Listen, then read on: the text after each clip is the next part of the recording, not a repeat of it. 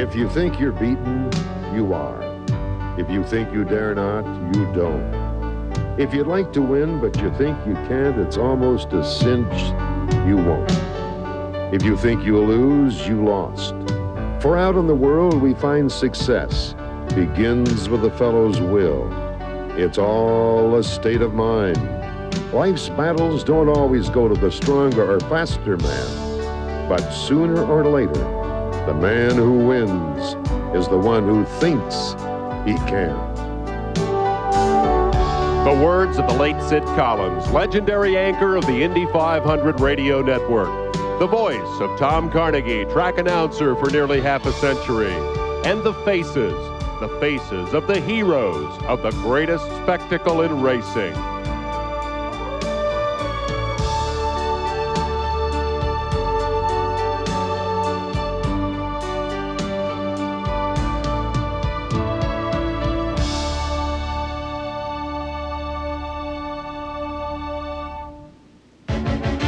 The greatest Indy hero of them all, first to take the track on pole day. The master of the 500 pole stares danger in the face and spits in its eye. Yesterday morning, 250,000 people stood as one and cheered for A.J. Foyt. Four-time winner, all-time favorite, 56-year-old Super Tex coming back from horrendous injury at 222 miles an hour. For 2 emotional hours, A.J. owned the pole for his 34th and last 500. Randy Lewis and the price of speed. $250,000, $500,000, $1 million cars torn to bits. That horrible fear until the driver climbs out. Rick Mears on Friday into the wall, and 3 hours later, back into the car. Rick Mears on Saturday, when others said, too hot, too slick, too slow. Mears went 224 and knocked A.J. off the pole. Well, I'm sorry about that. That's the name of the game. We have to get out here and go as fast as possible. And we're happy with the Marlboro car and the way it worked. And I tell you, for the way the conditions are, A.J. had a heck of a run. He did a tremendous job.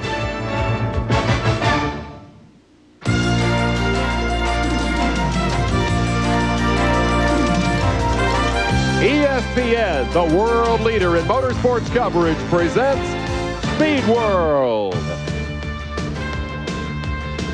This is Indianapolis Motor Speedway. Where could you want to be on the month of May other than right here? It's the best place in the world for the motorsports fan to come and enjoy the spectacle of this, the 75th running of the Indy 500. The city skyline in the background, an overcast day here, warm and humid, not unlike what we saw yesterday. Perhaps the most interesting, dramatic, and emotional pole day in the last 25 years at Indy. Hello, everyone. I'm Dave Despain, and we welcome you to ESPN's coverage of second day qualifying. It's quiet behind us, the speedway under yellow for the moment, and in fact, very few cars planning to make qualification attempts here. But believe me, that is not going to change one bit the amount that we have to tell you about here today. It has been an amazing weekend, and it is now winding down a little bit, with still a great deal of drama to come, though, I think, as we anticipate the 75th running of this great race. Rick Mears won the pole yesterday. And in a normal year, that might have been the headline story. But in this year, I think there is much more to talk about in that front row. And the guy who grew up in Dublin dreaming about the Indy 500 is here to talk about that. Derek Daly, Formula One driver, IndyCar driver. You were impressed not so much with the man on the pole, but the man in the middle of row one. That's right. What Rick did was really very impressive because he did it in the heat of the day. But to my mind, Indianapolis is such an unusual place. The emotion that surrounds this place here is so unusual, and I've seen many, many places. But the emotion that surrounds here, I was down in the pit lane. There's A.J. Foyt in the middle of the front row. I was actually in the pit lane while he was doing his qualifying run. I stood with our Dr. Jerry Punch.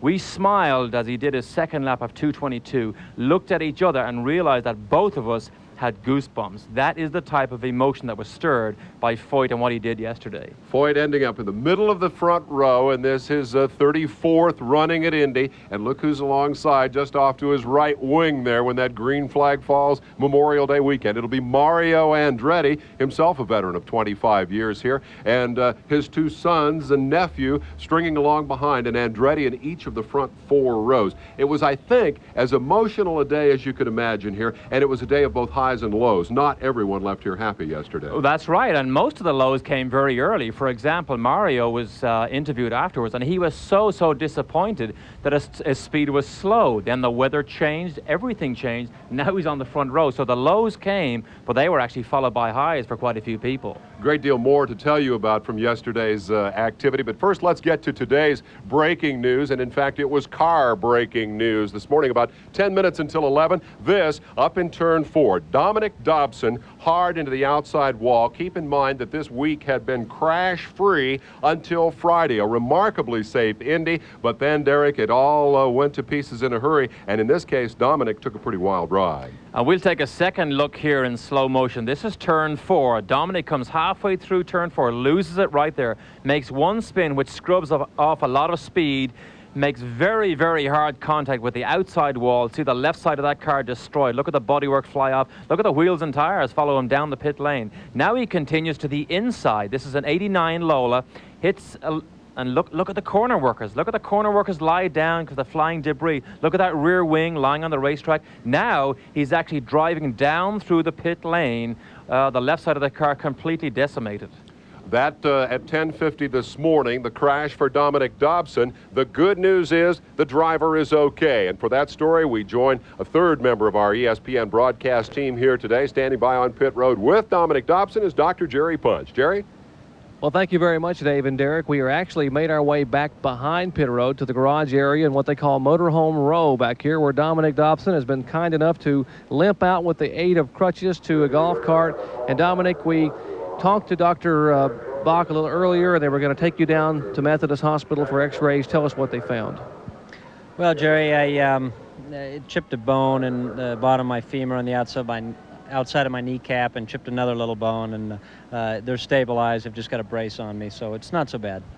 Well, it's now, folks, you're talking about, you saw the impact he took in that 89 Lola Judd, and what he's talking about to you are basically fractures involving the big bone in the upper thigh and also the large bone in the lower part of the leg, the femur and the tibia, where they come together at the knee. And he says it's not so bad. And of course, I think he's making light because this young man wants to drive a car. Now, tell us now, what are the plans? You've talked to Dr. Trammell and some of the others about possibly getting you back in a car. What are they going to do? Well, I offered Terry Trammell a few dollars to let me back out tomorrow. He said absolutely not. But I think what he'd like me to do is come in Wednesday, and they'll redo the x-rays. And if things look good to him and it's stabilized, they will actually build a carbon fiber brace, which will allow my knee to bend. And it'll be very small and thin, which I can get in the race car. And if the car's ready and he clears me, we'd like to get back out on the car Thursday, back out on the track. Now, what about a backup car? Tom Burns, the car owner, I know, and some of the people in the garage area have been talking. Any word as to what you may have to drive come next week if you do get cleared? Well, of course, we were a little late on the track, getting out on the track this week in the Kroger Coors entry, and we're just working our way up to speed. Everything was really going pretty well. And after this incident, the car that we wrecked this morning is not going to be usable. So they are working. They've got access to a backup car. It's a question now whether they can get it ready and feel that we can get it up to speed in time to make the show next weekend. Dominic, thank you very much for joining us, young man. We appreciate it. I know it's a difficult circumstance, but we look forward to seeing you qualify on ESPN next week. Good luck to you. Thanks for having me, Jerry. Back upstairs to you, Dave. That, by the way, is a car that former Indy 500 winner Gordy Johncock was scheduled to drive. Now, this shot is live, and this is Kevin Cogan, and that is a Buick-powered Lola that was the fastest thing here right up until the time when it mattered most. We've talked about the emotional roller coaster of yesterday. That guy had his ups and downs. 38 cars have presented themselves for qualifying attempts, and 30 have actually made those attempts. 21 cars have qualified as of this moment, including 2 rookies. The average speed on the field, 2:19.8. The way they line up, we showed you the front row. Mears with a record 6th pole. AJ starting his 34th 500 from his best starting spot in years. And Mario leading the Andretti charge from outside of row 1. What a front row. Bobby Rahal, former winner, is qualified 4th. There's Michael in the middle of row 2. And Al Unser Jr., the reigning kart champion, outside row 2 with 6th qualifying spot. It's been kind of a quiet week for him. John Andretti will line up on the inside of row 3, winner in Australia in the kart opener. Jim Crawford, the so-called factory Buick entry in the middle of row 3. Not a great week for him, nor for Danny Sullivan, who is basically developing that new Alpha, and they've been off pace. But again, with all the things that happened yesterday, he ended up qualified 9th. We go to row 4, the last 4 drivers to qualify yesterday. Eddie Cheever, Jeff Andretti, Mario's youngest in the middle of the row, and Scott Brayton in another Buick outside row 4. Those are the 12 drivers who were successful in qualifying yesterday. Fastest man, Gary Bettenhausen. His story a little later. He'll line up inside row 5 with last year's winner Ari Lyondike alongside. And how about Emerson Fittipaldi, track record holder, is also back in row 5. And if you've not heard any of the stories leading up to this weekend, you're scratching your head and saying, how did those guys get back there? And we'll tell you about that as this qualifying day unfolds. Row 6 has Stan Fox. Good run for qualifying here today. Mike Groff is one of the rookies, and there's Brayton as we go through row 6. And back in row 7, this will be, I think, the latest drivers to qualify just in. Tony Bettenhausen, Bernard Jourdain, and Jeff Brabham have just completed their qualifying efforts. And so let's pick up the Gary Bettenhausen story. We've talked so much about the veterans like Foyt and Andretti. I think that on this 30th anniversary of the death of Tony Bettenhausen at Indianapolis Motor Speedway, it is certainly fitting that his son Gary has gone out and turned the fastest qualifying effort of the weekend. How that came to be the fastest qualifying effort of the weekend is a story in itself. It has been a bittersweet weekend for Gary Bettenhausen, and now as his teammate Kevin Cogan prepares to go out, let's find out more about how this has all come about. We'll go down trackside once again and join Marty Reed with Gary Bettenhausen. Well, thanks, Dave. You know, not since 1981 has the pole sitter not been the fastest man on the track. Back then, Bobby Unser held the pole, but a guy by the name of Tom Sneva actually ran quicker. Well, that's exactly what happened here today as the man on my right, Gary Bettenhausen. You haven't wiped that smile off your face yet. You are on cloud 9, aren't you? Yes, I am, Marty. It's been a long time since I felt this good here at the Indianapolis Motor Speedway, and I think it was probably 1972 when I came down the front straightaway and Roger Penske held out P1, which meant I was leading the race for the first time, and I think this is even a better feeling than that. And it doesn't seem to be dampened at all. I mean, this excitement, this exuberance you have by the fact that if this would have been yesterday, you'd be on row number 1. Yes, well, we would be on the pole, and I think had we got a shot to go yesterday, we probably would have gone even faster. But today was... we had a little talk in the garage this morning, my crew chief, Darrell Soppy, and my car owner, John Menard, and we said, hey, just get the car in the race. We got to qualify today if we have any problems. You know, we don't have a backup car between Kevin and I, except an old 89 Lola that I drove last year. So we just decided to more or less take a nice run and get it in the race, and I had no idea I was running that fast. Well, you have thrilled a lot of fans here. You're in your 19th Indy 500. Thanks for taking the time to stop by and talk to us. And he has a little play on words, Dave. He said, well, we finally smoked the Marlboros. Well, it sure would have been great to see Gary on the pole. Here are the drivers still planning to qualify today, or at least eligible to qualify. Hiro Matsushita, Kevin Cogan, Pancho Carter, Scott Pruitt, Taro Palmroth, and Ted Prappus have qualifying attempts to come. John Paul Jr. and Dean Hall are the drivers who may well make appearances, and in fact, Cogan is getting set to come out here at Indianapolis Motor Speedway. Last shot to put that car in the field. His last shot, because yesterday he took one official attempt and had trouble. This morning he went out and was well on his way to qualifying well above 222 when the engine exploded. So they rushed back to the garage, fitted a new engine. So this is Cogan's last attempt to get this car in the field, because remember, USAC only allows you 3 attempts per car to make this race. It has been an amazing heartbreak for Cogan, who ran 226 early. This is the Buick-powered stock block car, the engine that has the 10 additional pounds of boost that enable it to run competitively here at Indy. He was fast all month, but then yesterday got caught up in this amazing swirl of events. He went out early, and it was hot, and he got off the line and saw that it was just too slick. Now, a lap at 220 doesn't set the world on fire. Doesn't set the world on fire, but believe me, at this stage, Cogan just wants to safely get in the field and get on with his full tank and race running later on in the week. So he will take anything above 220. In fact, I think he'll take anything that'll get him in the field, because at this stage, he has no choice.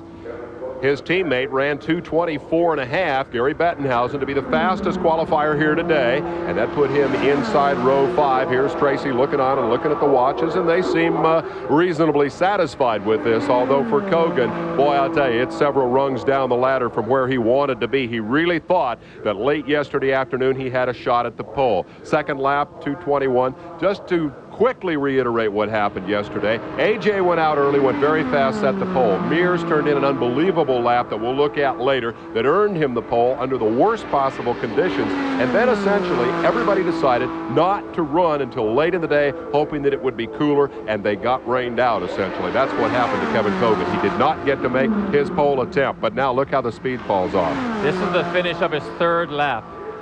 His second lap brought up a round of applause from the front stretch here. Now look at this, front stretch lap time, lap speed 231 miles an hour. So the lap speed will be going up. Yes, above 223 for lap 3.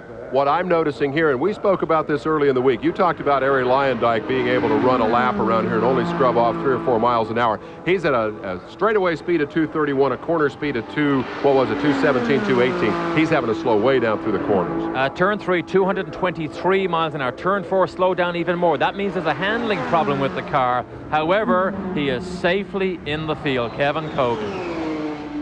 There again, we see that front straightaway speed. Imagine, if you can, hurtling off into what is essentially a flat-out corner. If you're doing it right, you don't lift at Indy anymore, and you're going in at 231 miles an hour. 222 and change, the qualifying average, 222.844 with a quick lap of 224.277. He started to get some of that speed back too little too late. What an impressive performance here. Now remember, this is a small private team that bought 2 Lolas, bought Buick engines, and came here to tackle the big boys. And from what we see now is they've actually beaten everybody. A small private team owned and operated by John Menard. I think he will go home tonight and have a celebration before race day ever comes. Kevin Cogan will start directly behind his teammate, Gary Bettenhausen. That is the 5th fastest overall qualifying effort of the weekend. Because it comes on the 2nd day of qualifying, it puts Cogan inside row 6 behind his teammate, Gary Bettenhausen. We'll be back to talk with Kevin Cogan after this quick break from Indianapolis. We're bringing you the 2nd day of Indy qualifying live from Indianapolis Motor Speedway. And the crowd gathered at Indianapolis Motor Speedway. It's a shadow of the crowd that we saw here yesterday. I've always found it amazing that 250,000 people would turn out to watch one car at a time go around the racetrack. But once you come to this place, and there is the repository of memories, the Indianapolis Motor Speedway Museum, once you come here, once you feel that electricity that you talked about, Derek, at the top of the show, then it's easy to understand. This is absolutely the only place to be on this qualifying weekend. You know, Dave, if you told the people that only 1 car per day would qualify, they'd still come here. This is such a major event. People want to be part of the event here at Indianapolis. That's why they come. Well, we reporters are supposed to be objective and always report the truth, and I can say with absolute certainty that there were a few people among those 250,000 here yesterday who didn't really know whether there was 1 car or 100 cars running around this racetrack at any one time. It was a wonderful party. Everybody had a great time, except some of those folks along pit road who were trying to put their cars in the field. It was gambling day right down there at that area that you're looking at now. One of the biggest gamblers of all was the highest roller in IndyCar racing. You'll be hearing later from Roger Penske about his roll of the dice that ended up putting his former winner of this race, Emerson Fittipaldi, back deep in the field and put his other car right up at the head of the class as he came out a winner and a loser. Dean Hall is standing by for a qualifying attempt, and we're still standing by for Kevin Cogan, hoping that we will have the opportunity. Check that. That will just be a practice run for Dean. Keep in mind that this track opens for practice whenever there is no one to go out for a qualifying attempt. So what we'll probably see during the course of this telecast, Derek, is a stop-and-go sort of activity here. That's right. What we see, Dean Hall now has the opportunity to take his car out on the racetrack, make fine-tuning adjustments to it, get it to a speed that he likes. At any time, he can drive straight to the tech line and say, I want to qualify now. The USAC officials turn the yellow light on, give him a clear racetrack, and let him basically dictate what happens for the afternoon. Hence, you see Cogan qualifying. Nobody else wants to run because they need more practice time. Throughout the afternoon, qualifying takes precedence, but the big target here is still, of course, race day and the 75th running of this legendary event, an event of which A.J. Foyt is so much a part of the history. After yesterday's qualifying run, Jerry Punch had a chance to talk to A.J. Foyt. A.J., truly fitting yesterday that you would be the first qualifier for this Diamond Jubilee anniversary edition of the Indy 500, and you did it in grand style. Well, you know, we got started late. We didn't get to test like we wanted to because of the injuries and things like that. And we were happy with the speed we run. We thought we'd run a couple miles an hour faster, but you always think that, and things happen. But we were going to qualify and take whatever we got, anything over 217 yesterday. Now, an ordinary man wouldn't even have been here. In fact, an ordinary man may not have but one leg right now, but you wouldn't give up, and you came back, and there's got to be a lot of people, particularly a lot of people in the Houston Oilers organization, that are smiling right now for you. Well, you know, Bud Adams owned the Houston Oilers, and Steve Watterson down there, and all the players, Bubba and all them, they all treated me real well, and we all worked together, and they really helped me a lot. And like I say, without them being down there, we wouldn't be where we're at today. After the qualifying run, were you able to go home and just relax? Could you sleep last night? Oh, yeah. I went out and had dinner with the crew last night, which is the first time I've done that in a long time, and come back to the room and was up about 5 o'clock this morning and did our exercise, and come over here, I guess, about, well, I had to be here by 8:30, but I was down at breakfast about 7 through with all my workouts and everything. You know, another coup for you, you just put another car in the field, this time with Bernard Jourdain in it. A great run for him. Yeah, he did a fine run. We've had problems yesterday. His shield come off of his helmet while he's qualifying. Then this morning we had one attempt against the car, and we have run faster than that. He run 222 and he run 217 right before qualifying, but I said anything over 216, so we took it, and he did a fine job.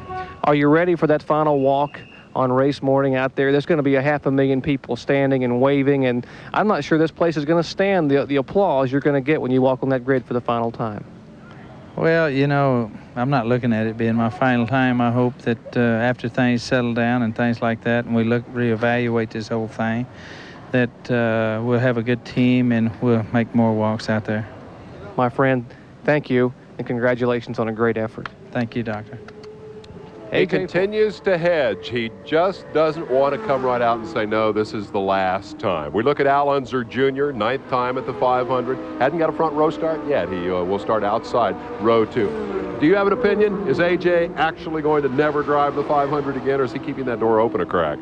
I think the door is still open just a little crack. I have never seen A.J.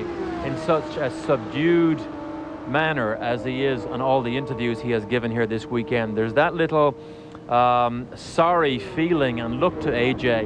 And I heard somebody say yesterday, 35 sounds a lot better than 34. Yeah, I heard that too, and I think the guy who said that was A.J. Foyt. I got a feeling, but we'll get into that later. We'll be back with more live from Indianapolis right after this. It's the Diamond Jubilee, the 75th anniversary of the world's greatest race, the Indianapolis 500. Quick reminder as the Showers return to Indy that the Cards and the Astros are going to be playing ball tonight, 8 o'clock on ESPN. This has been a weird day. We've got bright sunshine on the front straightaway, sprinkles elsewhere around the speedway. Marty Reed, is it raining down where you are? Absolutely not, guys. We are basking in the sun, and with Kevin Cogan, I got to tell you, it started out this week like you were just going to be gangbusters, and then this morning things really became a hassle for you. Well, they started yesterday afternoon, really. We started out the practice session yesterday, second quickest by just a 10th. So we thought we were going for pole. We were playing the game, waiting for weather like Emerson and all the other guys, and we got caught up by the weather like everyone else, and it was just too bad. I think it would have been great for the fans and the TV to have a shootout at 5 o'clock was what was shaping up. You're in safely. I mean, the speeds kept coming up. Now you can concentrate on race setup, but you're going to be starting back through the field. What about strategy? Well, I'm not happy about it, but I'm going to have to deal with it. It's we put a real tall gear in the thing to qualify just to make sure we turn real low revs and just take it real easy. So, I mean, literally it took me that many laps to get up to speed. And if I had the lower gear, I probably would have gone. Every time I've gone to a lower gear, I pick up about 3 miles an hour. So it could have been 226, 227 right away. And but we just had 2 attempts against this car. We couldn't risk that. And Conseco and Glidden and everybody's done such a super job. All my crew, we had. As soon as Gary qualified, he sent his crew over and they slapped a new motor in this thing. I had both crews going for it. I couldn't risk that again. Well, we saw your run. Now we're going to show all our viewers Gary's run. Congratulations on making the field, and you two have a great shot at winning the Indy 500. Thank you. I think the disappointment is evident there. Kevin Cogan really thought that he had the opportunity to sit on the pole. Let's go back to earlier today. This is Cogan's teammate, Gary Bettenhausen, and he went out early today as soon as the opportunity presented itself, and he went very, very fast. That's a good car. He went very, very fast indeed. Notice the line that these Buick drivers take. They go down below the apron, which is inside that white line, inside the turn, because Kevin Cogan told me 2 days ago he needs every piece of racetrack he can get his hands on. Look at the line, goes down inside the apron and drifts all the way back up out again, because the speeds along the straight are so high. They're up above 232, 233 miles an hour. But notice how smooth Gary B is. Very, very smooth, which keeps the momentum of the car going. Hence, we've seen so many times, as we did in Cogan's live run, each lap gets faster.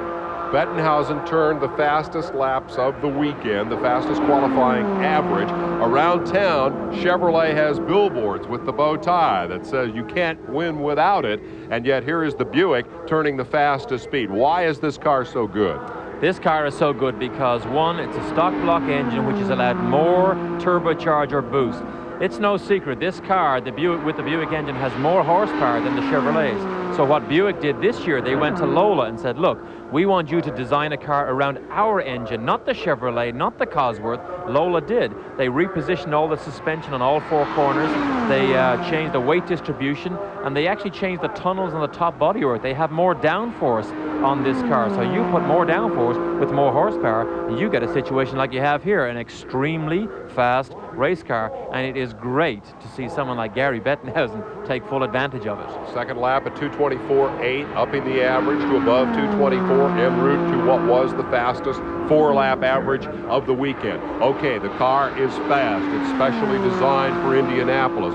Can it live 500 miles? That's always been the Buick question. Always been the question. And I have to say, it still remains a question here, because until you establish your turf properly by lasting 500-mile races, that question always hangs over people. But Buick have done a lot of work on this engine. I mean, this event here is so big, they have invested a huge amount of money to try and get the success that they really want by winning the Indianapolis 500.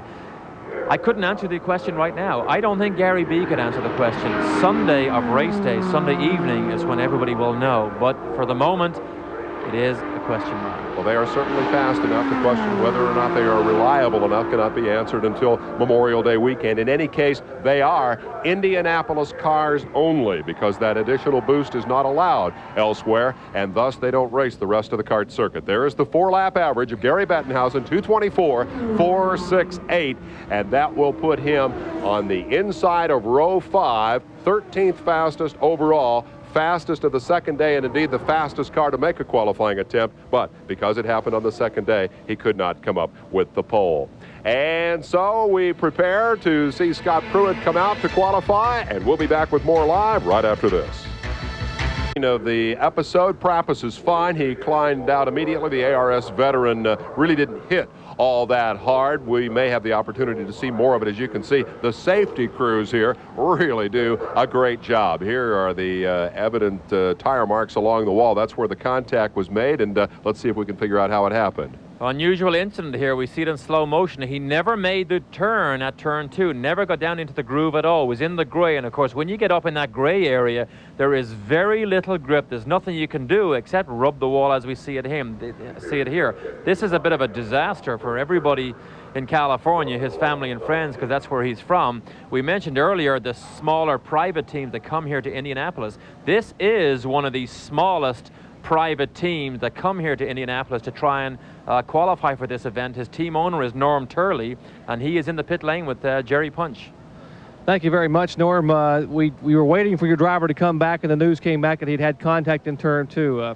We talked about the budget it takes to run at Indianapolis. Any thoughts now? I know you haven't seen the car, and we are told he hit with the right side over there as to what you might be able to do from here on out. The young man has shown a lot of promise early in the year, particularly with the run at Long Beach.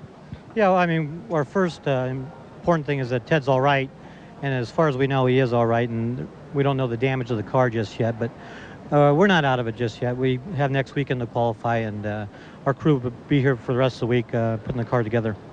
The young man has had a lot of experience in the ARS and before that Formula Atlantic, and I think he impressed a lot of people with the run at Long Beach. Did you know he could be that competitive in this rank of open wheel competition? Yeah, I mean, we always thought Ted would be good, and you know, it just came a little bit sooner than we even expected. It's just been too bad that this month we haven't had a lot of time on the track, and we've had a few motor problems, and we were just now getting back out there again. So this will put a little hindrance in the program, but we should be able to put it back together and get going. We'll let Norm take off and head down to check on his driver, Norm Turley, the car owner there for the Ted Prappas machine. I think that perhaps more than ever before, I think we see in the owners the devastation. We're going to take another look at this impact. I feel something must have broken on that car. He didn't appear to make any kind of an effort to get it turned. That is a very unusual type of accident for a driver just to have made a mistake. I mean, as you say, he never got into the groove. We may find out later on what did happen, but he never made an attempt to get down into the groove at all. It doesn't look as if he's actually made very hard contact. See that suspension, the way it's bent back? That's actually a good sign. As long as the impact does not damage and heavily break the tub, the chassis, which the driver sits in, they can usually repair these. But look at that left rear wheel still spinning. Trying to get on around the racetrack. Never say die. Of course, the fact that he in fact never turned in really helped in this case, because he never got very far away from the wall. So when the car darted, he was actually already into the wall before he hit it. He didn't make that long skid up and hit the concrete. So Prappas is fine. And owner Turley, who obviously was very, very unhappy about what happened, probably doesn't have as badly damaged a car as he might have feared. The only thing I would say is that front wheel, if that got back into the cockpit section, which it definitely looks as if it has marked it, that could be the problem for repairing it. It's the Say No to Drugs entry, the PIG, which is a personal investment group they put together to fuel these race cars. That wheel coming back up over into the cockpit, of course, is how Roberto Guerrero suffered his injuries, and it's good to see that has not happened again. Prappas is fine. Car's beat up a little bit. We want to get to the defending champion in the race. Now, this is Ariel Lyondike, and in yesterday's roll of the dice, he was another of the big losers. He got caught out by the weather, as the saying has gone around here overnight. He came back out today, and he ran very, very strong, but very strong on the second day of qualifying means you're back in row 5. Back in row 5, which is another very unusual and unique feature to the Indianapolis Motor Speedway. Anywhere else in the world, you start as you qualify, but here the rules are different and everybody has to play to the rules. We got a glimpse earlier on in the bottom right-hand side of our screen, our speed trap figures. They are really quite fascinating to follow, because you can see the speed the car does down the front straight and the speed he does through the corner. Now, driving through the corner is where you scrub off speed. Scrubbing off, you see the front stretch here, he did 230 miles an hour down the front stretch, but he lost 8 miles an hour going through turn 1. That is the key to speed at Indianapolis, not losing as much as 8 miles an hour. For the neophyte, let's make clear, he lost 8 miles an hour of speed because he slammed on the brakes, let off the gas, or where did the speed go? No, literally he has to come down, turn that steering wheel to make a 90-degree corner. So when he turns the wheel, he obviously turns the front tires, and that causes scrub, causes friction, which slows the car down. There you see the turn 4 speed, 220.3, and the ideal lap would be a consistent lap all the way around at the same speed. That's the target that they're reaching for as they work with that issue of side bite, the traction going through the corners, and the effort to not scrub off speed. Here is the qualifying average for Lyondike. It was 223.8 after a 4th lap of 223.9. Arie Lyondike, the defending champion here in the 500, a second-day qualifier. And to clarify about the way that Indy qualifying procedure works, everybody who qualified yesterday, their position is secure. Those who qualify today on the second day must come in behind them, and so that will be a 5th row qualifier. Lyondike 223.881 for the final average. We'll take a look at the speed trap summary here. The unofficial fastest backstretch speed, 232 for the Buicks. They are fast. Fastest turn 1 speed, Kogan at 2, a representative turn 1 speed, Kogan at 218. And over on the north chute, that's the little 1/8 mile straightaway between the 2 corners, Kogan Fittipaldi at 224 miles an hour. That was an interesting graphic we saw. Kogan's car is handling as well as the Penske. Now that could be a major key come race day. Race day is a whole different day from qualifying, which we see here, represented by the procedure, 2 warm-up laps, 4 timed laps for an average speed. Day 2 cars indeed do line up behind the day 1 qualifier. So Gary Bettenhausen, fastest today, will be the 13th fastest. Here is the cleanup for the Prapus crash, this live. Let's go now to Marty Reed, standing by with Arie Lyondike. This is what he had to say after his qualifying run that put him in 14th spot. Arie Lyondike, the 3rd fastest time overall, but it'll put you back in row 5. Sort of mixed feelings about it? Oh, of course, you know, I think if we could have run yesterday, I would have put the RCA car in the front row or maybe even gone faster because just as I went out today, you know, the cloud, the skies opened up, the sun came through, and I think it hurt us a little bit. I think I could have gotten into the 224s, but the car was running very good. And I feel real good about race day, although starting back in the 5th row is... It's not really that good, but it's a long race, so I'll just kind of thread my way to the front real cautiously in the beginning of the race. You've got some real fast company on either side of you. You've got Emerson Fittipaldi and Gary Bettenhausen and a lot of slower cars in front of you. What will the three of will you three get together and sort of plan out some strategy here? Well, there's certain advantages to, or disadvantages rather, to run in the 5th row here behind the cars that have been running 216 and 218. So it's going to be a little bit of a problem in the opening laps. But I've started 15th before, and I've come through that in the 1st lap and 7th before. So I know how to thread my way through traffic, so I'm not too worried about it. Lyondike alluding to how much this track can change with just a little cloud cover or a little sunshine can make a huge difference. When we come back, we'll see something that really represents the 2 faces of Indy. Emerson Fittipaldi, a former world champ, Stan Fox, a former dirt tracker who's come to Indianapolis. Their qualifying runs in a moment. Summertime, actually in the springtime, the month of May, perfect time to be here. Here's Emerson Fittipaldi. This is live. Emerson Fittipaldi preparing to go out and practice his car after qualifying outside row 5, or perhaps Rabobank, the balaclava there, obviously for fire protection. And you can tell he's got a big smile under there. He's a happy camper. I think he heard what we said. He must those earplugs he has must be piped into our audio system. Fittipaldi came up a big loser yesterday in the gambling game with the Penske organization. And let's just briefly recap how that came about. Rick Mears here. We're going to go to the tape of his run now. This is his qualifying effort that was made today because he got caught out by the weather yesterday, and I think we're picking it up here a couple of laps in. He running 2:29 on the front stretch. Let me save the history of what happened yesterday. I want you to talk a little bit about this guy's driving style. He's won this race. He's the track record holder. That track record still stands. Tell me about Emerson Fittipaldi getting around this place. When you have a team like Penske with such star-named drivers as Mears and Fittipaldi, what I like to look at is the difference in their driving styles. And I had a little chat with one of their mechanics 2 days ago. And what they do is on their computer system on the car, they can monitor just about everything, engine performance as well as car performance. And one of the things they monitor is the steering input that the driver gives the steering wheel. In other words, when he comes down the end of the front stretch, the amount of input he puts into the steering wheel to make that wheel turn. Emerson is much more aggressive with the steering wheel. He turns the wheel sharply and more than Rick Mears, and we've seen so many times Rick Mears, they say that he is so smooth. Well, the computer also backs that up. However, Emerson has been very, very successful on oval tracks, particularly super speedways, because I believe he was on the pole, I believe, in both 500-mile races last year. Couple of different ways that you can do it. You can do it smoothly, you can do it aggressively. Both will work well. For Fittipaldi, unfortunately, he didn't get to do that until this morning.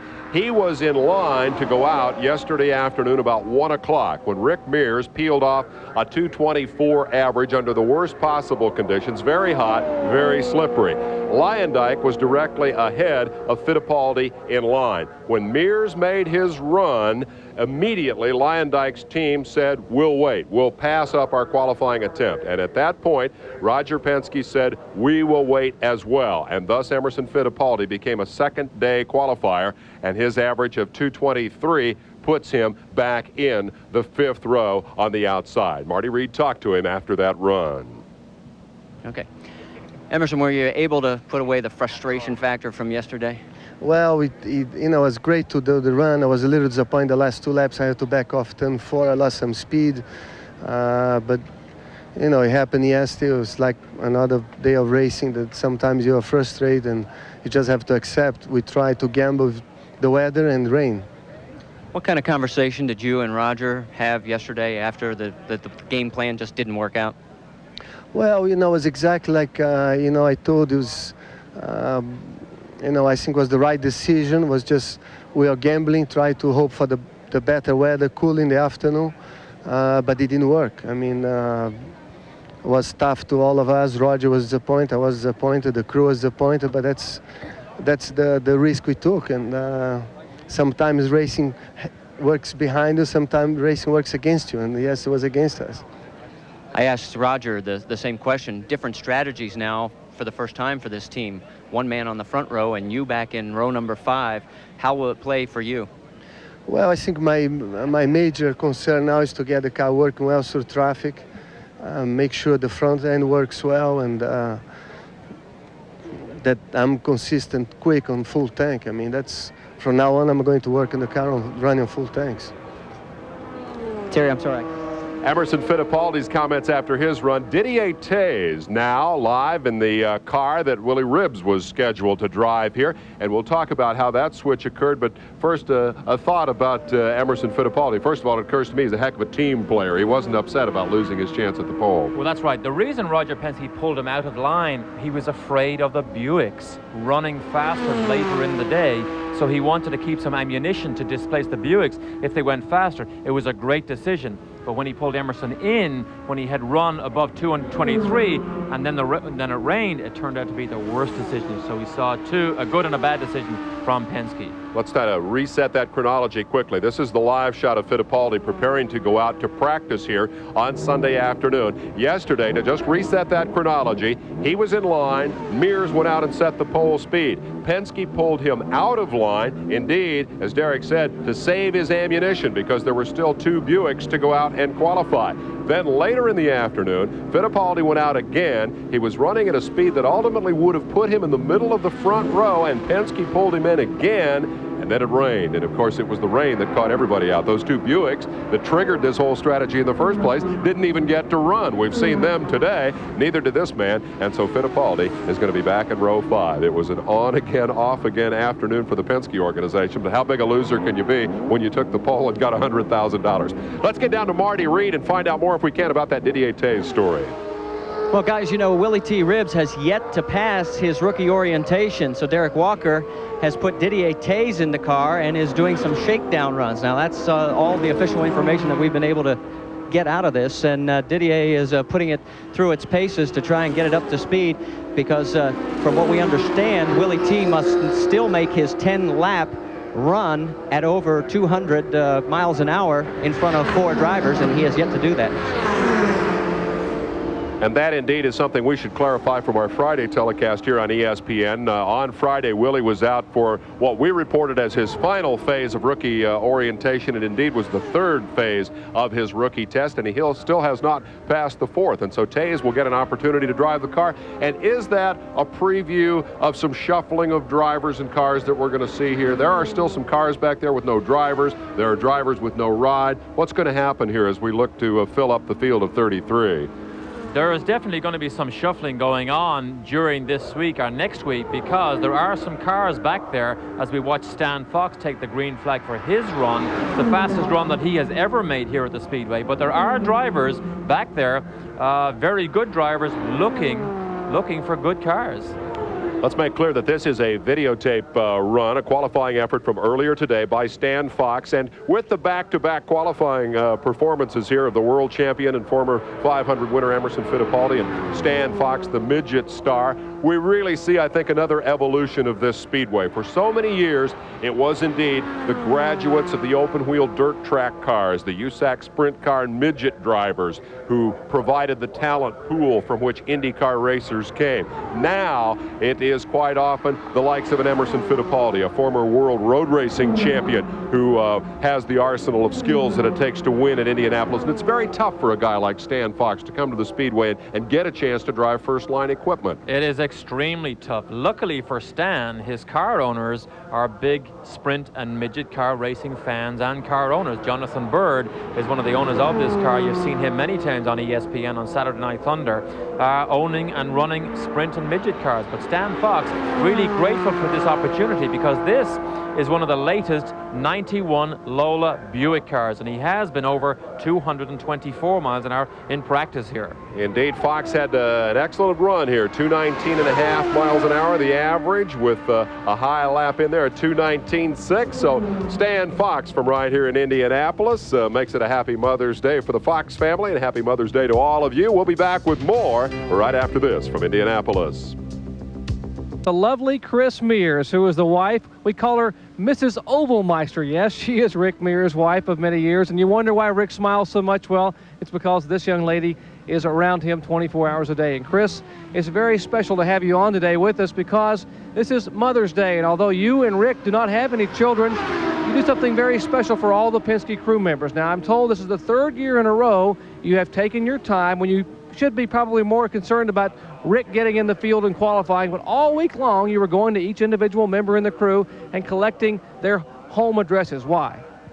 Well, because they're so worried about Rick getting in his car, and they're making it really safe for him, that I decided that I'm going to make it easier for them for Mother's Day to order flowers for their wives, their mothers, or anybody that they want to send flowers to. They work so hard, and you know, they have so much on their mind that that's the least I can do. They take care of my husband, so I should take care of them. Well, indeed. Now, you ordered some 24 different bouquets of flowers from Vancouver, British Columbia, all the way to Florida, including your mom, who lives where? She lives in Palm City, near Stuart, Florida, a place called Harbor Ridge. Well, Chris, indeed. I tell you, they take care of Rick, and you take care of them, and what a great organization. Thanks for coming on with us, and I know it's a little early, and you maybe haven't planned it for a while, but a premature Happy Mother's Day to you. Thank you. Happy Mother's Day, Mom. Chris Mears here in the pits and celebrating along with a lot of other drivers and their mothers visiting up here. A wonderful Mother's Day at Indianapolis. Gentlemen? Celebrate Mother's Day in Ireland? Yeah, they do. About 3 or 4 years ago, I sent my mother flowers for Mother's Day, and then realized Mother's Day in Ireland is in September. Well, happy Mother's Day to all of you out there enjoying the spectacle of Indy qualifying here on ESPN. It has truly been a remarkable weekend. I guess beginning on Saturday, but really when you think about it, going back to 1979, when this guy first came to the Speedway and won the race on only his 2nd attempt. Rick Mears has been a big story here this weekend as we pick up the tape of his qualifying run. That little wiggle of black rubber on the racetrack that you saw, the tracks from his crash on Friday. And for him to climb out of that car and on Friday and get back into the backup car and go back out and run 226 miles an hour, 3 3 hours later, to me, is a remarkable thing. It really is. I said many times when I talk about Rick Mears, this man has something magical, can reach down into his bag of tricks and just pull out enough to have something extra when it comes around to qualifying. That is a talent and an ability that Rick has that's something very special, because I have seen him do it many, many times. Now remember, this was the heat of the day when nobody else wanted to run, wanted to try and qualify. Mears said, heck with it, I'm out here, I'm going to do it, and he just showed everybody. The emotion of A.J. Foyt's performance perhaps captivated the crowd. I have to think that for sheer driving skill and courage to take that car over 224 on that hot and slick a racetrack was just an unbelievable accomplishment. And of course what they think about is, let's think about race day. Hot, sticky, humid. They already know how good this car is under those conditions, because qualifying and racing is the greatest test of a race car as he takes the checkered flag. But I think he is in very good shape for race day. He's won 6 poles. With that run right there, Rick Mears succeeded in nailing down the pole position and continued, indeed, his reputation as the Oval Meister, the Rocket, if you will. Do you think, given what happened here with the adversity that they had to overcome, the ability to make the second car as good as the primary car in a matter of 3 hours, do you think Rick Mears becomes the race day favorite on the strength of that? For 500 miles, of course, it's so difficult to pick a race day favorite. But one thing I'll say about when a driver has an incident like we saw Rick have, it's a great confidence builder that he can jump into a spare car and go even faster than he went. That gives a driver great confidence, and speed at over 200 miles an hour depends a great deal on confidence. Indeed it does. I think we can find out a bit more about the Mears situation. Now let's go back down trackside to Jerry Punch. Jerry? You may wonder why you're not seeing Rick Mears out here today. Behind me, they are working with the Marlboro-sponsored car of Emerson Fittipaldi, Roger Penske, Rick Reineman. All the crew are here. But we have not seen Rick Mears on the track today, and that is by design. Rick Mears is over at the Speedway Hotel with that foot propped up, wrapped in ice.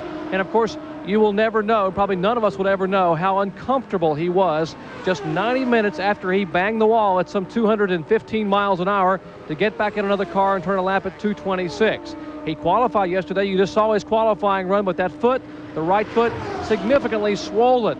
He came out here this morning at 8:30 for that front row picture, smiling to the people at the Speedway, to all the fans signing autographs. But when he was able to get off the foot, you could tell he was suffering. So they took the car back to the garage area where it will rest today. And Rick Mears himself watching right now over in the hotel room with that foot propped up, waving to Chris and smiling at his lovely bride a minute ago. But of course, Rick, get rested, my friend. Next weekend and the weekend after are the most important.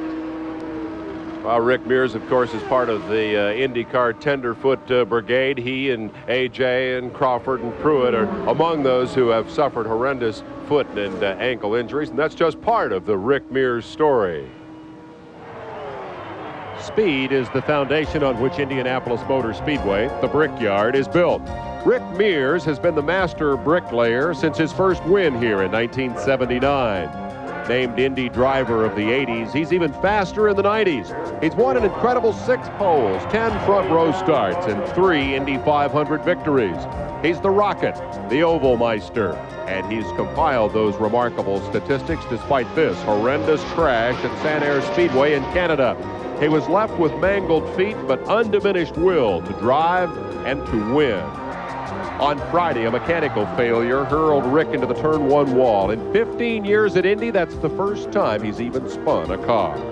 It's one of those things that happens, and you know it can happen. We all realize that in the business that we're in. You know, you try to minimize that as much as possible. As analytical about danger as he is about the hard work of setting up a racer, Mears has maintained his enthusiasm through more than 20 years in the cockpit. No, I never really get tired of it. I think, you know, when you do get tired of it, that's when you ought to hang it up, because you won't put out the effort, you know, to do it right, to get the job done. And that's, if that interest goes away, then that means I no longer really like it. And it's not that much fun to me, so that's when I'll park it, because you're cheating yourself, your sponsors, you know, everybody. Many who come here are intimidated by the history, the grandeur, mostly by the speed. Psychologically, they are beaten before they begin. But through 15 highly productive years here, Rick has kept the big show in perspective. I've always just tried to treat it as another race and another track, and that's the outlook I've always had on it going into it, to try to, main reason just so you don't let the pressures get to you. But I think mainly that track, for some reason, has always suited my natural style of driving. And a speedway is always just, you know, I've always worked on being smooth, being precise, and being in the right place, and no mistakes. And so that kind of suits my style. And I think that's one reason this has been very fortunate there. And also, the very main reason is because I've always had good equipment, you know, and a good team. And that's really the key. He owns the record for poles. He's out to tie the record for wins. And what do those records mean to Rick Mears? That's something to enjoy after it's all over. You know, when you hang everything up, then you can go back and start looking at all that stuff and really, you know, really enjoy it.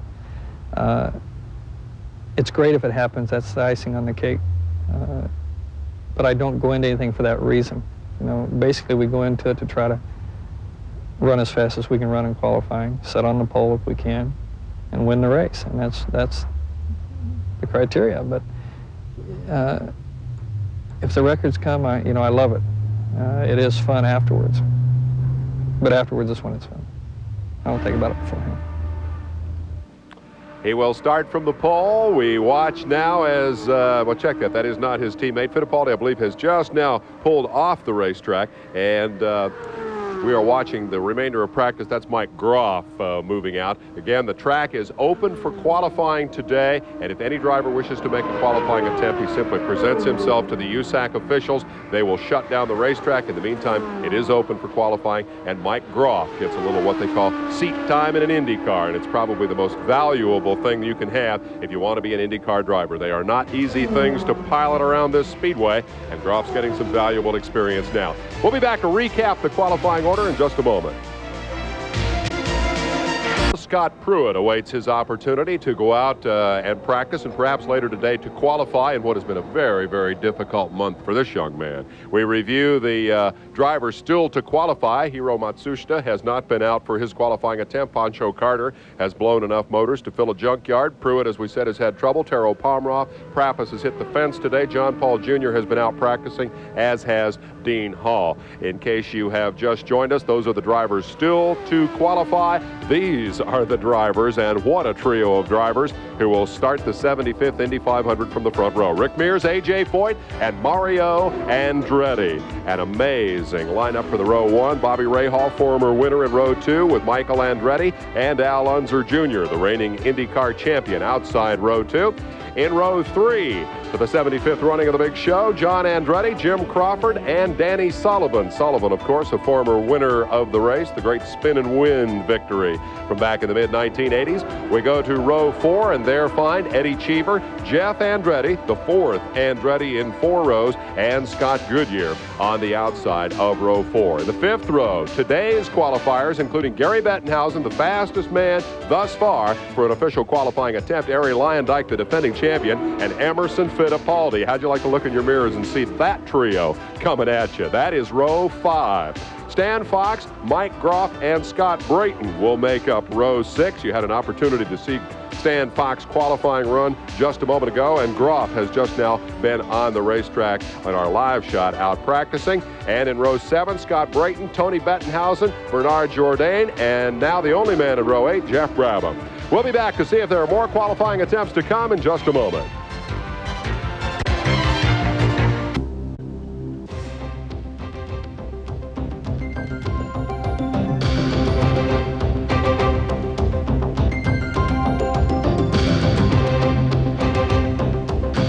Live coverage of Indianapolis Time Trials is being brought to you by Yokohama Tires, advanced technology on wheels.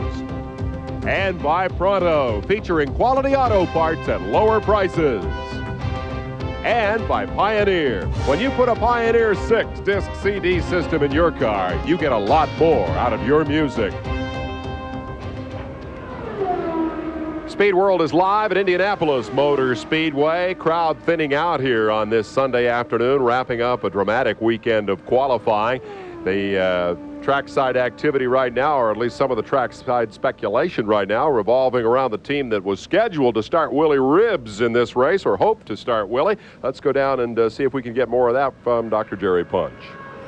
Well, thank you very much. We're with Derek Walker. And Derek, we just mentioned that you had come here with the Bill Cosby financed operation with Willie T. Ribbs and had gone through a portion of the rookie test. And yet today we see Didier Taze shaking the car down. Explain to us what all's happening. Well, as you say, we can't. We haven't run Willie through the rookie orientation, so we wanted to get some laps in here and check out the engine. And Didier kindly agreed to run the car for a few laps. Now, you guys have also had a switching earlier in the week of engine combinations. You came here, I guess, with the 1990 Lola, but with a Cosworth power, and you switched to Buick. Why? Well, mainly cost reasons. It's the most cost-effective power plant that we could buy with our budget, so we're very pleased with it so far. And Didier has put some times on the car now, so we know it's in the ballpark. Let's play a little what-if now for a moment. If perhaps Willie T. would not be able to get through all the rookie orientation, it's a pretty stiff orientation here for the month, would Didier possibly have a shot at qualifying the car? Well, I'd certainly like to give him a run in the car, but I think he already has the ride sorted out. But I don't think that's going to be a question that's going to come up. Willie's going to be in the show. Well, he's done awfully well on some of the laps on the track, and we certainly wish you well. Thank you. Well, let's check in. We'll let Derek, they're going to get working on the car. We'll check in with Didier here. And Didier, now you came here, one of the drivers who has quite a bit of experience, an 11th place finish here a year ago without a ride, but would you possibly run this car, or do you have something else in the wings? I have something else. Derek asked me this morning if I can shake down his car, because I drove the same engine here last year with Vince Granatelli. And my ride for the rest of the week and the race is going to be with Euro Motorsport, with a 90 Lola and a CoSport engine with Antonio Ferrari's team.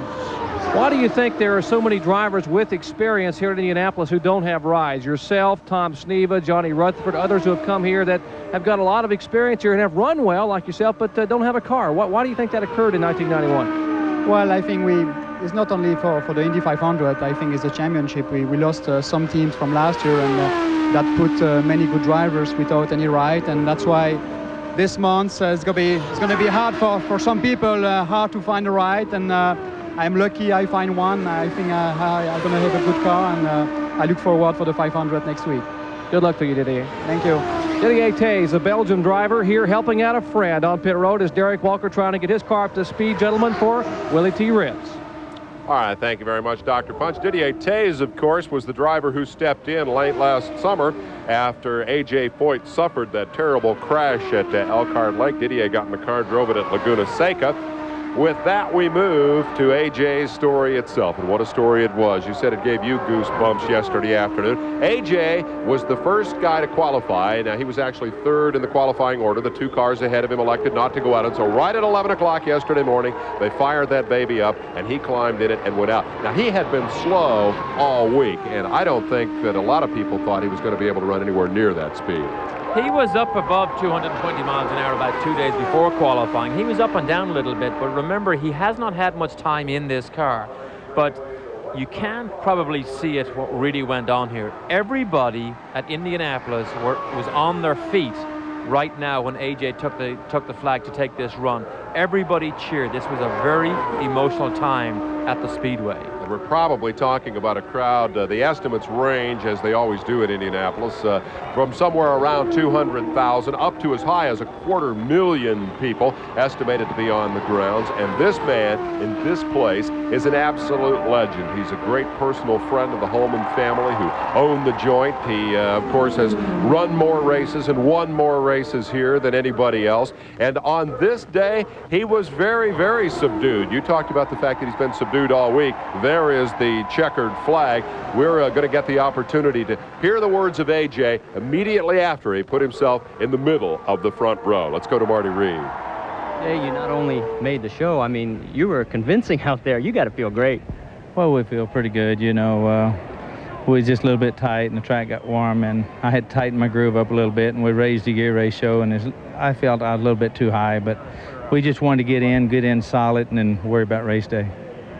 The fans here, everybody was on their feet all 4 laps. Could you sense that? No, I was kind of busy. I was trying to pay attention, not make a mistake, because it's been a long time since I've been in a car. For all those millions of fans who have watched you 34 years now here, let me say for them, thanks for the memories and thanks for one more opportunity to watch you run the Brickyard. Well, all I can say, if it wouldn't have been for the fans, they're the ones who kept me going. I dearly love them. Was an emotional day indeed, as A.J. Foyt claimed the middle of row 1 for a record-breaking 34th start in the Indy 500. The shot is live. Practice continues. We'll be back with more from Indy right after this.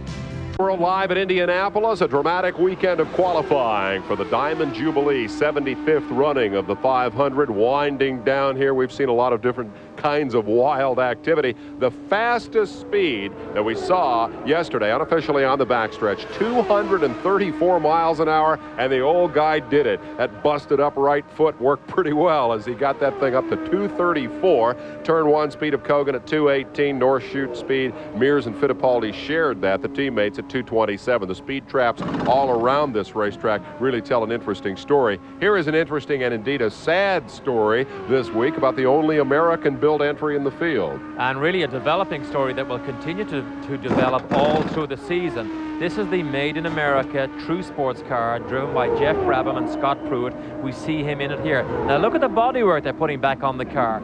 That is a bit of a throwback to the mid-80s. 84, 85 Marches had bodywork that covered the car. The later developments of the car, they had the tubs painted.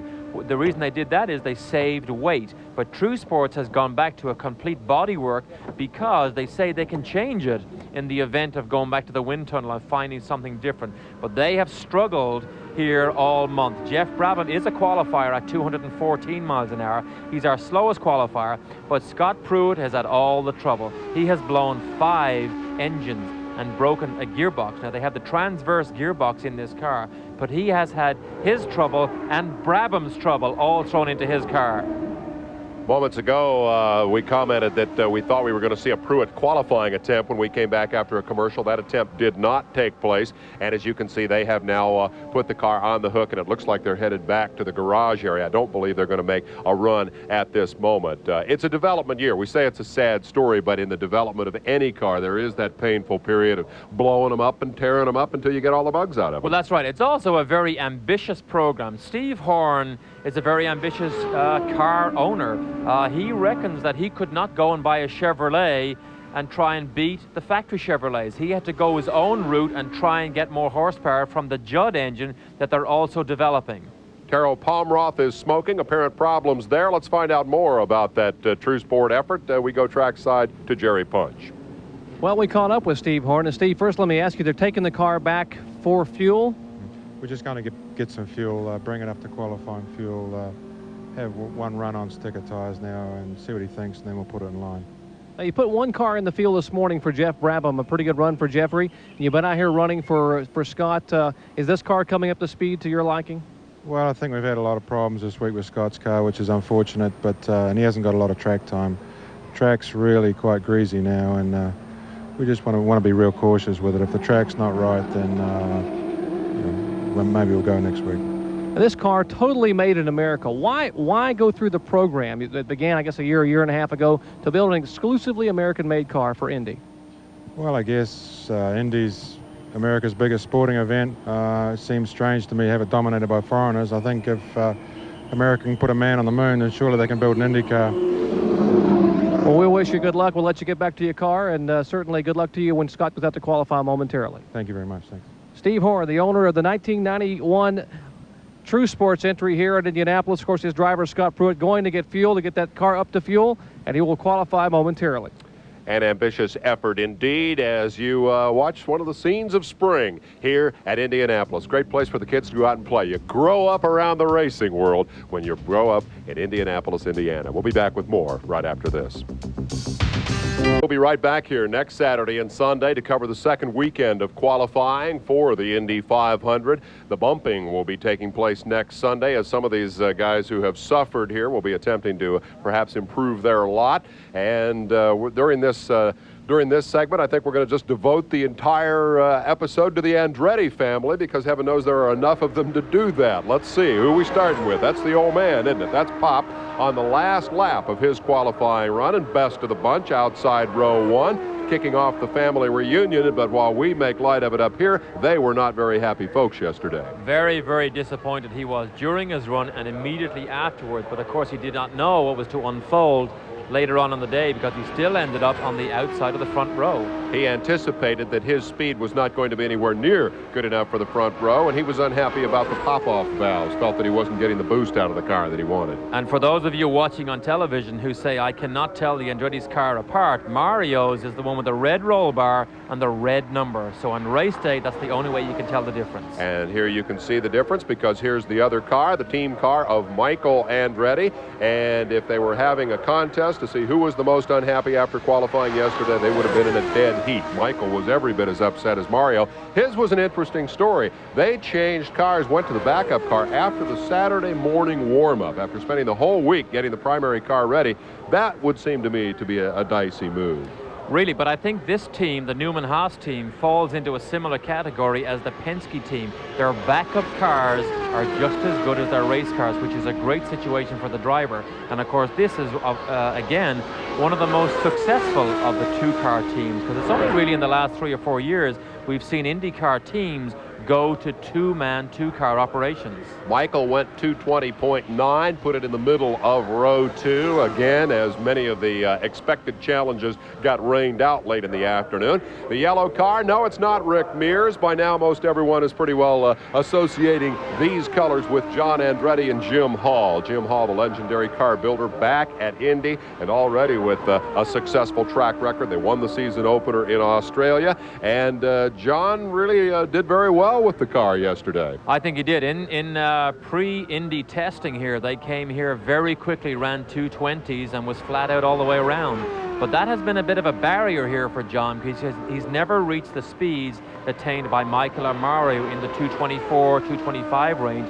He's always been around 220, 221, and in fact qualified at a 219. So he really was disappointed, not by the performance of his car overall, like the pop-off valve, just they have not extracted any more speed from this car. He, of course, is Aldo's son and Mario's nephew. This is Mario's youngest son. This is Jeff. He is a Speedway rookie. He came here and ran some last year, but officially is a Speedway rookie in 1991, and he put that car right in the middle of row 2. I'm sorry, in row 4. I cannot imagine what it must be like for Mario to go home and be at his dinner table and think that he's going to race side by side in such a dangerous event as this with his own sons. And believe me, there's no holds barred when these people race together. I have seen Mario knock Michael's wings off on road courses many times. So they race hard, even though they are family related. Best finish in IndyCar history was at Portland on Father's Day a few years back. This is good. The Andretti family average speed 219.863. Nice work, guys. The truck, and that's Michael looking on as a little brother went out and made his run. Take a good look at this scene. You'll not see this again after 1991. They're going to bulldoze that tower and build a new 11-story combination broadcast facility that'll run the length of the front straightaway here. We'll take a look at the way that tower used to look when we come back. One of the real landmarks of the Indianapolis Motor Speedway is the impressive Master Control Tower, which has been here since 1957.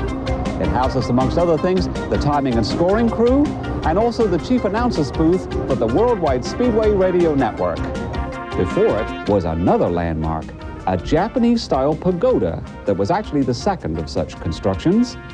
After a fairly standard judge's stand in the very early days, Speedway president and founder Carl Fisher had this pagoda erected in 1913. It has been suggested that Fisher had a yen for Japanese architecture. The original burned to the ground the day after the 1925 race, but it was replaced by the one seen here. Sadly, right after the 1956 500 was complete, this one came down as well.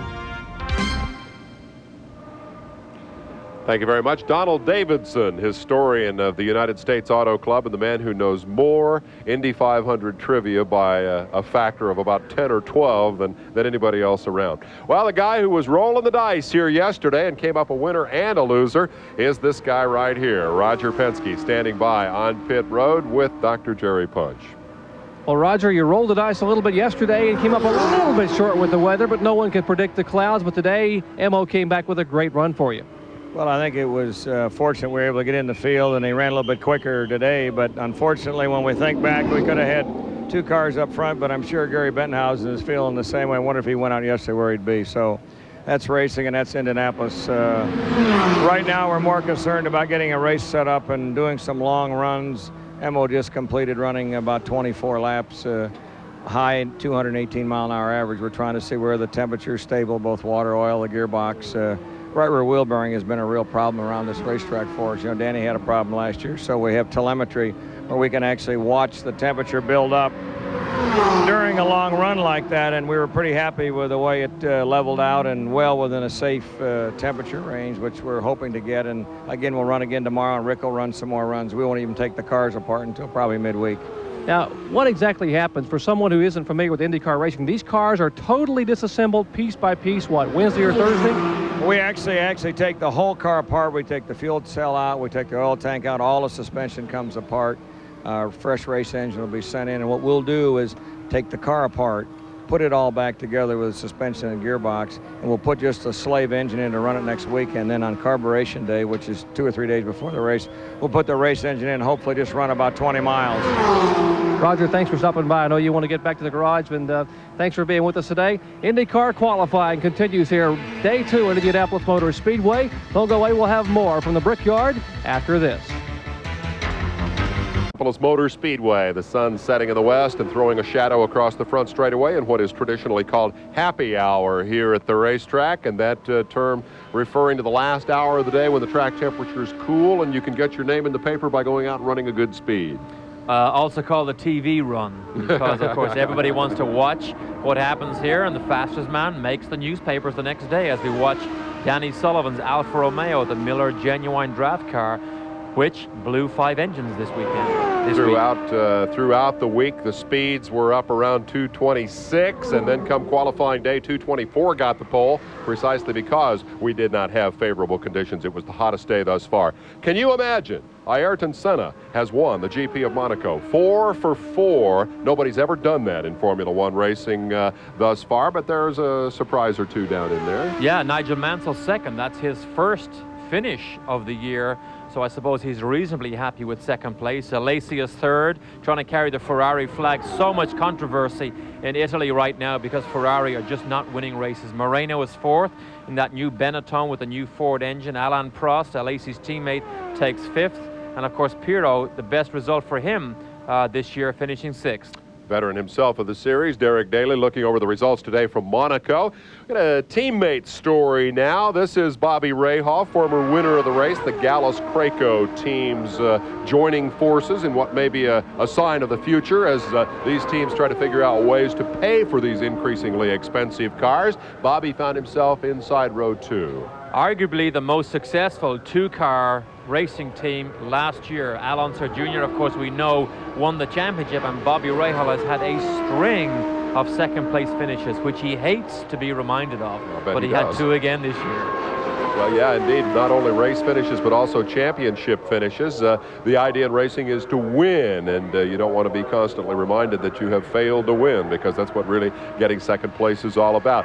This week, Rahal felt he had an outside shot at the pole. They had been strong, although never the fastest. They were always close, and when all was said and done, he had run 221.401 and ended up in the same row with his teammate. This guy, I think of everybody here, it probably looks less like an IndyCar driver and perhaps talks less like an IndyCar driver than anybody else. I don't know what, I guess maybe a lawyer. He strikes me as a lawyer. A lawyer or a history professor, because that's what he majored in college.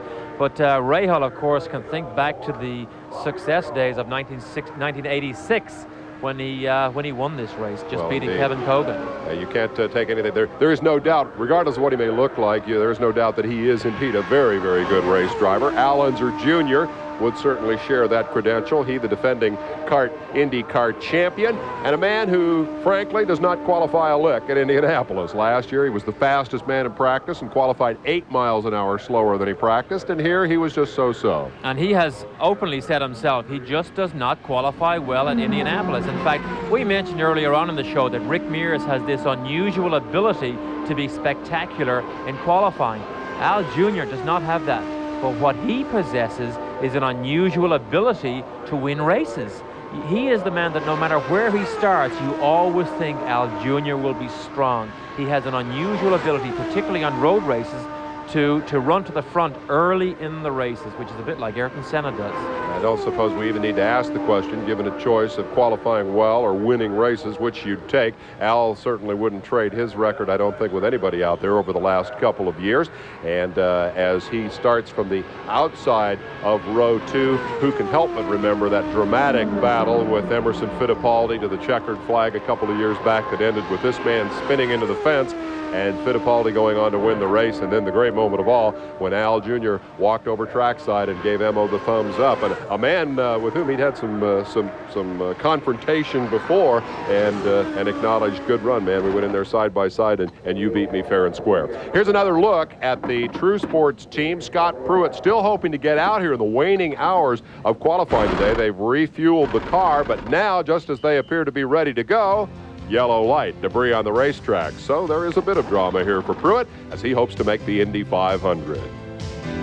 ESPN live at the Indianapolis Motor Speedway, the clock winding down toward the conclusion of qualifying here. And here's a guy who knows how to make some drama for television. He spent some time in the broadcast booth last year after crunching his feet all up in a horrendous crash. Scott Pruitt came off that injury to return to racing. He says, by golly, we'll try to make a qualifying attempt today and give those ESPN guys a run to talk about. But now the question is whether he'll get a green racetrack to do it on. I think he will. We have the safety workers out just cleaning it up right now. Steve Horn has a last-minute chat with Scott. They've had a vibration problem all day in this car. They took the car back to Gasoline Alley and changed the drive shafts and the 4 CV joints. Scott did a little run in the car and said it's fine, the vibration's gone. What we see the mechanic doing is actually bolting down the pop-off valve. This is the USAC pop-off valve that limits the amount of turbocharger boost you can put into the engine. This is the way USAC limits the amount of horsepower that these engines can generate. And of course the blanket goes back over the rear wing to keep any secrets they may have, so as nobody can see what rear wing setting they have. But the valve has to go to the USAC official to be checked and then returned, and now it looks like he's setting it back on. What he actually does is actually the USAC official takes a mirror and puts it down inside the plenum to make sure it complies with the regulations. It's something that they do to every car. It is a bit tedious, but I think it's the way they keep everybody honest, quite frankly. Now that's the valve that he has in his hand, and that valve is then going to go back on, and that's been something of a controversy over the years here. But again, that is the method that has been used to equalize the competition. Here we go. The white flag now as we watch the qualifying effort for Jim Crawford. We update the rest of the Buick story. We told you about Bettenhausen's huge success running the fastest qualifying run, Kogan's disappointment ending up behind him in row 6, but this is the so-called factory Buick effort. This is Kenny Bernstein's team that on paper should be the strongest of the efforts. It really should be. This is the Quaker State Buick. Jim Crawford has probably done more test miles around Indianapolis than any other driver that's ever been here developing this Buick package. They came here and they struggled. On Wednesday evening, they changed something very small in the car. He went right out and immediately did laps in the 225-mile-an-hour range. We see him take his checkered flag here, but they are disappointed. They have problems with the wastegate and the exhaust system because they say most of the horsepower that this Buick develops is actually going out through the wastegate instead of course, back into the gearbox, onto the wheels, and to make this car run fast. And most maddening of all, that's been an intermittent problem. It comes and goes, and they've never been able to figure out what it is. Scott Pruitt, still with the limp that unfortunately, sadly, has become the trademark of guys like Derek Daly, who sits here alongside us with one of his own, and Scott Pruitt, who had that bad crash at West Palm Beach, and Crawford, whom we just saw, made a rather remarkable comeback from a crash a couple of years back. Let's review that story. Let us take you back to pole day of 1987. Jim Crawford hitting the wall hard in turn 1. In his third year at Indy, he was considered a legitimate contender for the pole, but that head-on smash was the Indy driver's worst fear. Inside that crumpled nose, Crawford's feet were badly damaged. The medical crews quickly doing their work, but Crawford was airlifted out of the speedway and off to Methodist Hospital, where Dr. Terry Trammell would begin the painful process of rebuilding those shattered feet. Pain is too often the racer's companion. Crawford's ever-present smile taxed by the grueling ordeal, and yet his determination never wavered. He was convinced that he would work his way back to Indianapolis. Indeed, through the long months of rehabilitation, he not only made his way back, but that smile even came back. In 1989, Crawford and team owner Kenny Bernstein teamed up to qualify 4th fastest for the 500. The somewhat gimpy driver was in great shape going into the big race, but a week after that qualifying run, in practice, disaster struck again. A half shaft broke as Crawford turned in. The car went straight and slammed the wall in an impact even more devastating than the one that left him with so many broken bones. As the car skittered and slithered to a stop, there were great fears for the driver's condition. And yet, miraculously, Crawford was not only conscious, but unhurt. Minutes later, Jim climbed out and flashed that trademark smile. The driver's safety assured, attention turned to the car, and a mechanical rehabilitation every bit as impressive as that which its driver had already undergone. The tub had to be flown back to England, repaired, and then returned to Indianapolis, all in a matter of less than 5 days. It in fact arrived in Indy the night before its final tech inspection, and the crew worked throughout that night to make the final installation of the engine, get the bodywork back on, get the car race ready. At 7 o'clock in the morning, the work was finally completed. The car rolled out. The job was done. That flashback to 3 years ago. Jim Crawford this year qualifying 8th. Scott Pruitt going through final tech, hoping to give us one last qualifying run here on our ESPN coverage of the second day of qualifying at Indianapolis Motor Speedway. After a lot of struggling, they've got it just about ready to go. Part of the huge crowd still on hand here. We'll be right back.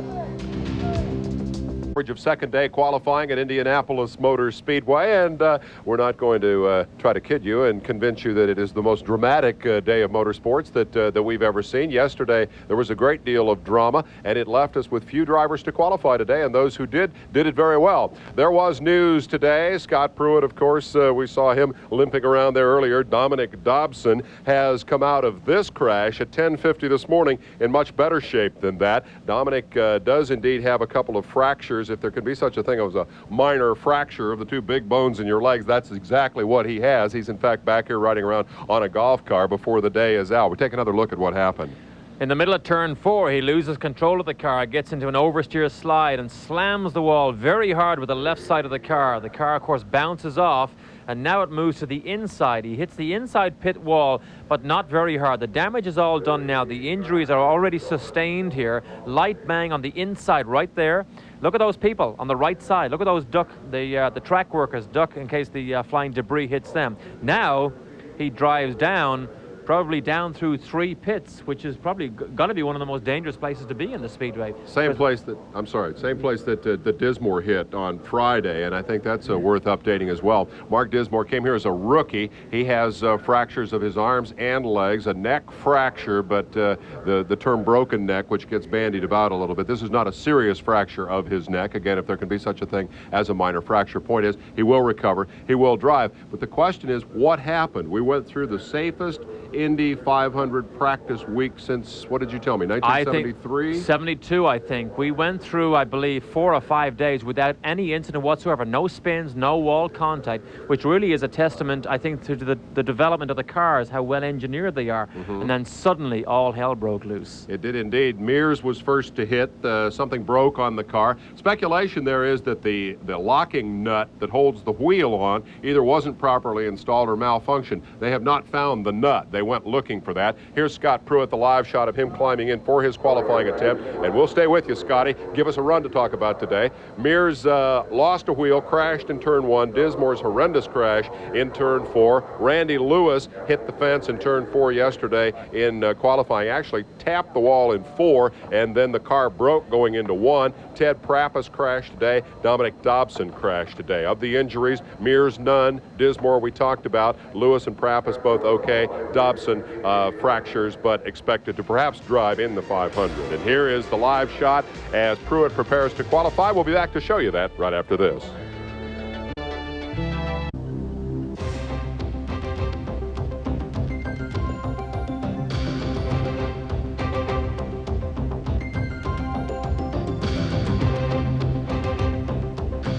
Live coverage of Indy 500 time trials has been brought to you by Dodge, the official cars and trucks of the 75th Indianapolis 500. And by Quaker State, the Big Q is One Tough Motor Oil. And by Levi's 505 and 540 Jeans for Men.